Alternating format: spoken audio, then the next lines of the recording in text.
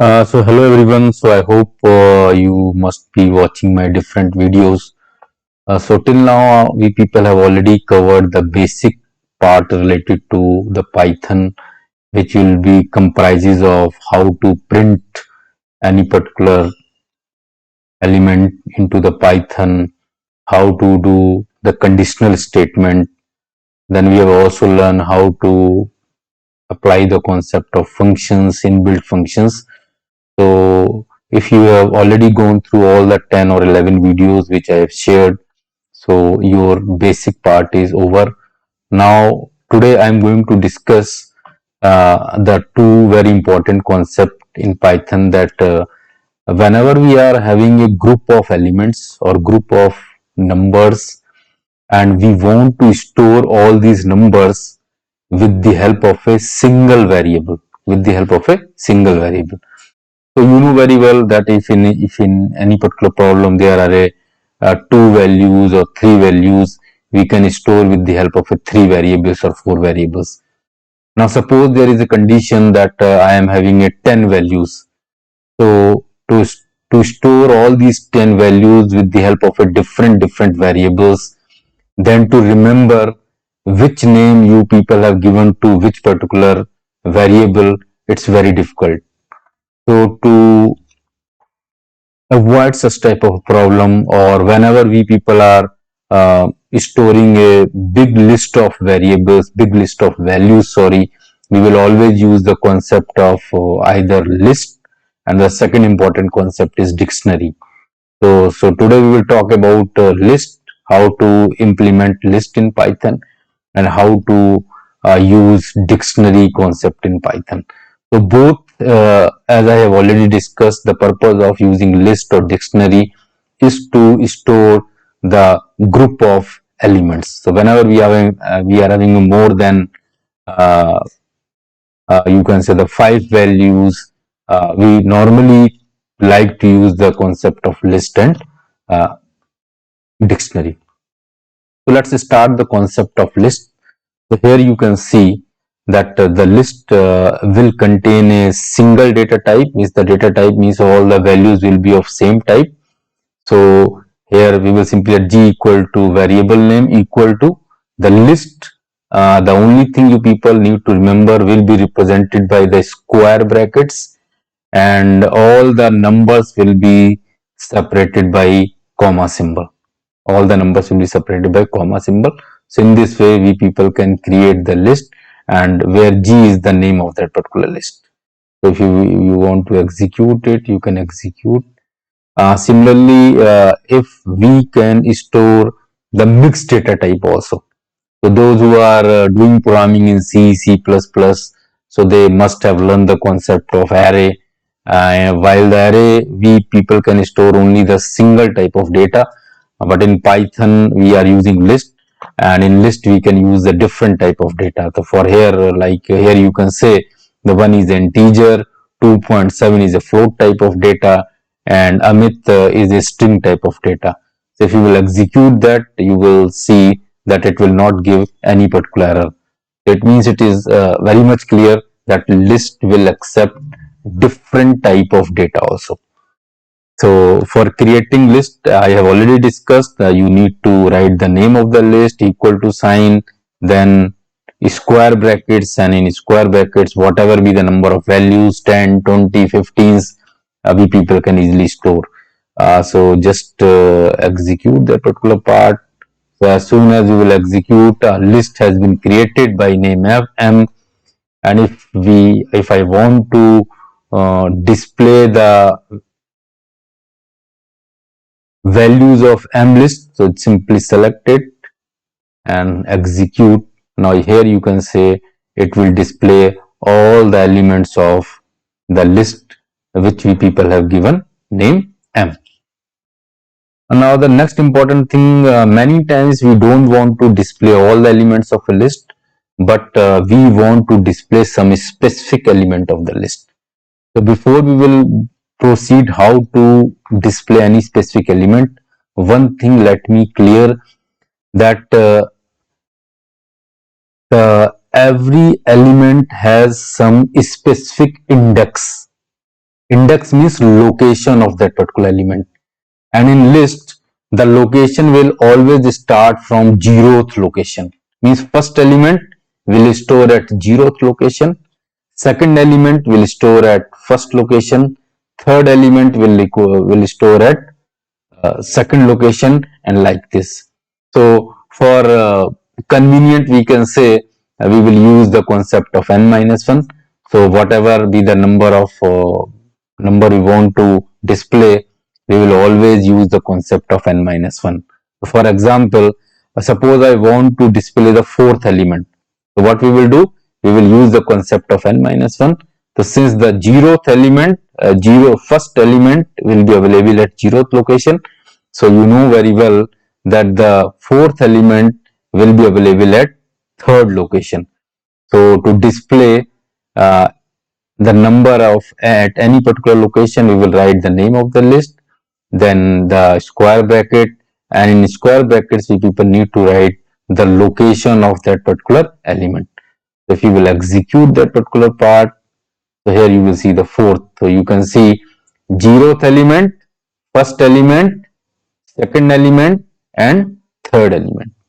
Okay, so since it will always starting from 0, so if you will see if you want to display the fourth element, so here you people need to write n minus 1, that is the your index number will be n minus 1 always. Next important thing, many times we people want to display a sequence of list elements. For example, suppose I want to display the second and third element. So suppose I want to display the second and third element. So to assess second comma third element.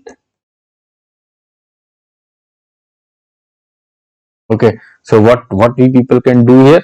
So we will simply write m1 colon 3. So colon will indicate the sequence of number we want to store. So before column from where we want to start, and after column where we want to end. Here again the important thing which you people need to note down, after column we will always take n minus 1 value. We will always take n minus 1 value, means this particular thing is explaining that the number which you want to display will start from first index and will end at second index. So we can say after executing that particular statement, the second and third element of the list will be displayed. Just quickly execute that particular part. Here you can see the second and third will be displayed. So here you can say the second element was the 2 and the third element was the 3. So that's why second and third element will be displayed here. You can change the range also. If I will change the range from 1 to suppose 1 to 4, now it will display the first element, second element, and third element. So just quickly check that particular part also. Now you can say it will be displaying second, third, and fourth. Whatever be the sequence of list we want to display, we will use the concept of colon symbol. There are a few more very popular format we keep on using, and it's very useful when we will do and when we will apply analytics in Python. So better we will discuss that part here. So if there is a no symbol before colon, then it will be assumed that we want to display number from start. From start means from zeroth location. So it means that particular syntax is saying that display the element of list m from zeroth location to the second location, because after colon n minus 1, please do remember that. So just quickly execute. So now you can say the first element, second element, and third element, or you can say the zeroth location, first location, and second location. Similarly, if there is a no symbol after colon, then what will happen? From zeroth location to n minus 1 location, number will be displayed. So here you can say it will display number from 0 to 5. From 0 to 5. In this way, before colon, the number can be blank. After colon, the number can be blank. Next thing, many times we want to add any particular element in a list. So suppose there is a M is the list and I want to add a 6 at the end of the list. So for that we will use append function.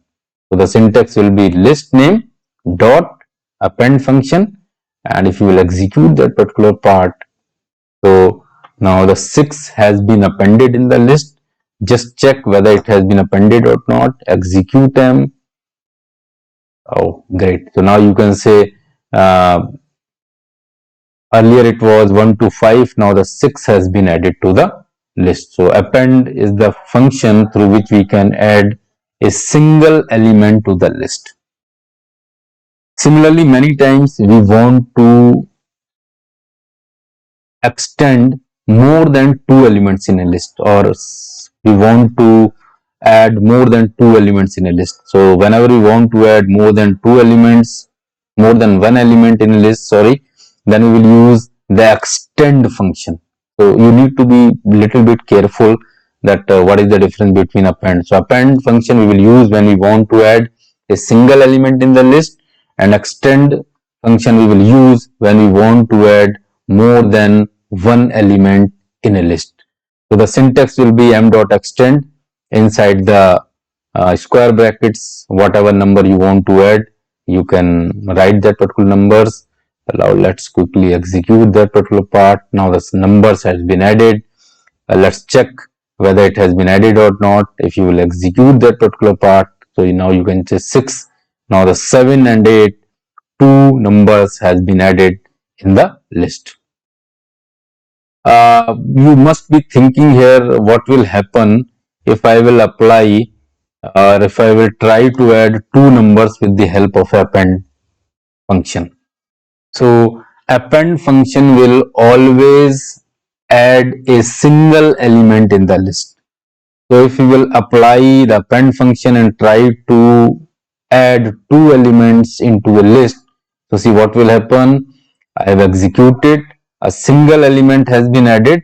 Now if you will execute the number of elements, now you can say 9 comma 10. So 9 comma 10, append will assume it as a single element. So that's why you can say a sub list will be added at the end of the list. Okay, so if you will use append function with more than one element, a sub list will be added. If you will use the extend element, then the elements will be added. So that is the difference between the append function and extend function. So hope that thing is clear to all of you. One next function is, many times you want to remove any particular element from the list. So to remove or to delete any particular element, you will use m.remove, and whatever numbers you want to delete, we need to write inside the square brackets. So let's execute that particular part and let's check. Okay, now you can check the 9 and 10 has been removed from the list. So here you can say 9 and 10 list was there, now it has been deleted. So it will remove a single element from the list. Many times we want to delete element at any specific location. So whenever we want to delete any specific element of a list, then the command will be del m and the location or the index of the list to whom I want to delete. So it means it is clear I want to delete the element which will be at the 0th location, and we know very well at 0th location we are having a number 1. That means we want to delete 1 from the list. Let's quickly execute that particular part and let's check the number of elements in M. Now you can see the 1 has been deleted from the list. So it's very simple. The only thing you need to remember that which function we people use to perform what type of activity. Now, in the next part, let's try to merge the concept of for loop that we have already discussed in my previous lecture, and try to merge the concept of list with for loop. And it is a very popular concept, and we keep on using that particular concept again and again in the future lectures of Python. So that thing should be very much clear to all of you. So how we will use? So for I in M. So I in M. So if you will try to recall, so in the previous lecture, we people are using the range function in loop. Here, in place of range, we will use M, and you know very well M is the name of the list, which will be comprises of elements that is from 2 to 8. So how it will be execute? It will take first element, that is the 2, transfer it to the 1, and then the 1 will be printed. Then it will be transfer the second element, that is in our case 3. The 3 will be transferred to I, then the 3 will be printed.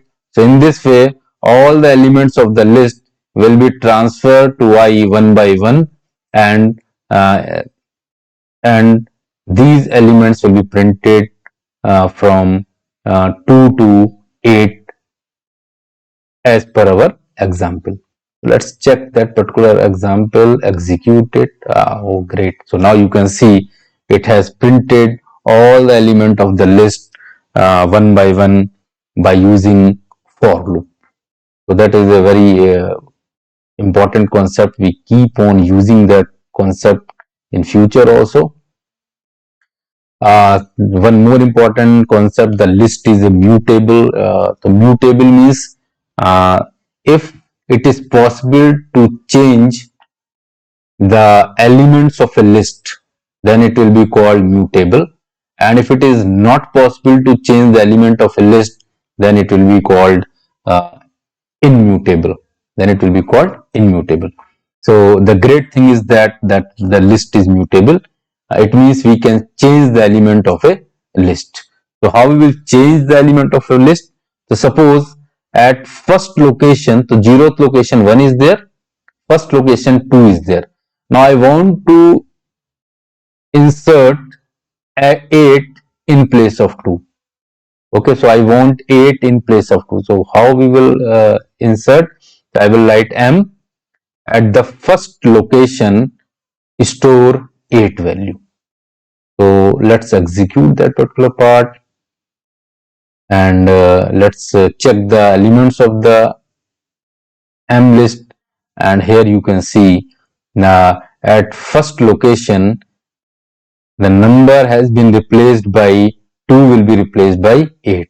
So here you can say that 2 has been replaced by 8 value. So in this way we can change the value at any particular location with the help of a specific index number, with the help of a specific index number.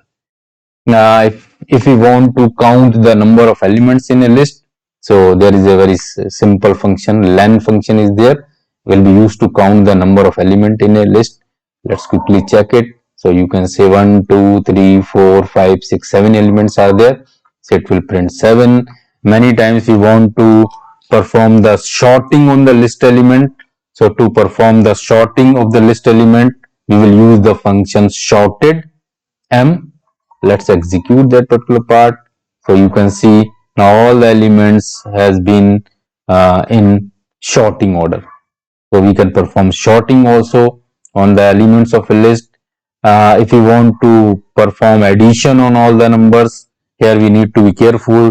For performing addition, all the numbers should be of integer or float type. So just you can perform the addition also. So it will print the addition of all the numbers of a list, provided it will be of integer or float type. If we want to print the maximum value of the list, so we will use the max function. So it will print the maximum value, that is n. Similarly, if we want to print the minimum value, we will use the min function. So it will print the value 2. If we want to remove the last element of a list, so to remove the last element of list, we will use the pop function. So will be used to popping the last element of a list. So just execute it. So the now the 8, you know that the last element is the 8. So the last element will be removed from the list if we want to check whether it has been removed or not. So let's quickly insert a cell below and print the element of M. You can check the 7 has been, 8 has been deleted. So the pop function will be used to delete the last element of a list. Let's quickly see the basic concept of dictionary also. So in dictionary, we will use the concept of key value. We will use the concept of key values. It will be in the form of key, then colon, then value. So whatever be written before the colon will be called key, and whatever will be the written after the colon will be considered value. So how we will define the dictionary? So it will be simple. M equal to, here the important thing, please note down, we will use curly braces. In list we people have used the square brackets, and here we people will use curly braces. Please do remember that particular thing. So key is English, and in English, suppose somebody has scored 66 marks, in Hindi 66, in maths 88, and normally in key value the key will be in single or double quotes. Like you can see, all the keys are in single or double quotes, and the value will be displayed after colon symbol. So this is the way through which we can define any particular value. So with the, whenever we want to remember the key value or the location, at which particular location we have stored which value, then it's very useful to use the concept of dictionary. So for example, while if we want to store the marks of different subjects, so in spite of using the concept of list, better you will use the concept of dictionary. So like here you can say English 66 marks, Hindi 66 marks, Maths 88 marks. So it's very easy to remember, and it's very easy to use these values later in programming. So let's execute it. So we have already just executed. Let's print the value of dictionary M. So here you can see it will display all the value in the form of a key value.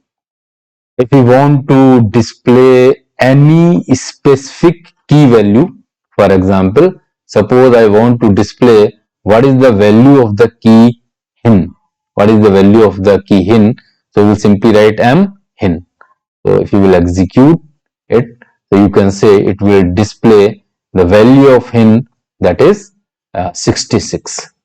Similarly, if you want to display or if you want to add any key value in the dictionary, any key value in the dictionary, then the concept will be very simple. M, then the new key equal to 76.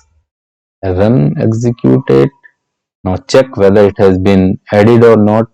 Oh, great. Now here you can say that one more key value has been added to the M dictionary. It's very simple to insert element also.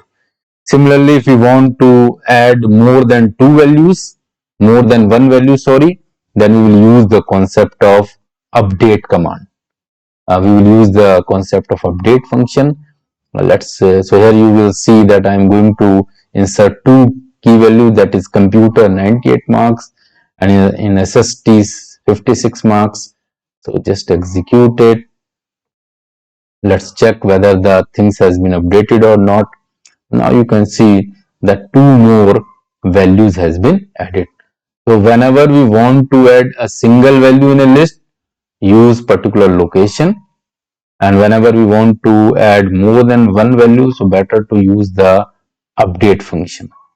Similarly, if we want to delete the any key value, so we will write del m science. So the science key value will be deleted. So let's execute it. Now let's check whether it has been deleted or not. Now you can see that the science key value has been deleted from the list. Similarly, many times we want to display all the keys which are available in the dictionary. So for that the command will be m.keys. So just execute it. So now you can see it has displayed all the keys which will be available in the dictionary. And last, let's check that how to use the concept of dictionary in combination with for loop. So the for loop, everything will be I in M, print I comma mi. So here the only thing you need to remember that M will transfer the key values one by one. So firstly, English key value will be transferred to I. So that's why if you will print I, English will be printed, and mi means M and in bracket English. So M English will print the value of English keyword, and we know the value of English keyword is, if you will check just quickly, is 66. So in this way, it will keep transferring all the keys one by one into the I. So that's why all the keys will be printed, and mi will print the values of all the keys one by one. So let's check whether it's working or not. So here you can say the I has printed all the key values, and mi will print the value at specific key values. So in this way, we can easily combine the concept of dictionary and for loop. So hope that thing is clear to all of you. So if you like that particular video, kindly do subscribe, do like that particular video, and let's wait for the another video. So thanks. So I hope both the uh, things, that is key and dictionary, clear to all of you. Keep practicing. So as normally I'm saying, more you will practice, more you will be get mastery in Python. So thank you so much. All the best. Bye bye.